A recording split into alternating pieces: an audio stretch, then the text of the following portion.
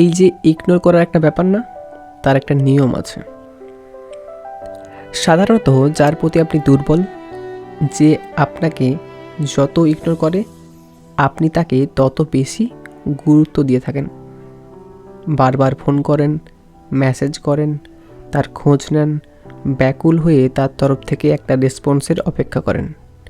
কিন্তু সে ততদিনে বুঝে যায় এ মানুষ ইগনোর করলেও এ আমার কাছেই ফিরে আসবে বারবার, এর আর কোথাও যাওয়ার জায়গা নেই।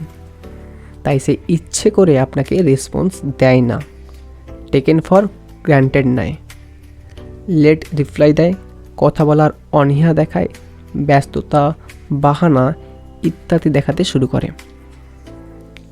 এবার এখানে মজার ব্যাপারটা হলো, এই মানুষগুলোকে গুরুত্ব দেওয়া আপনি যেদিন থেকে বন্ধ করে দেবেন, আর ফোনটুকুও করবেন না, মেসেজও করবেন না, দেখাও করবেন না, এমনকি তার খোঁজটুকুও নেবেন না, ফিরেও যাবেন না, সেদিন থেকে হয় সম্পর্কটা শেষ হয়ে যাবে, নয়তো আপনি ওই মানুষটার পজিশানে চলে যাবেন আর ওই মানুষটা আপনার পজিশানে।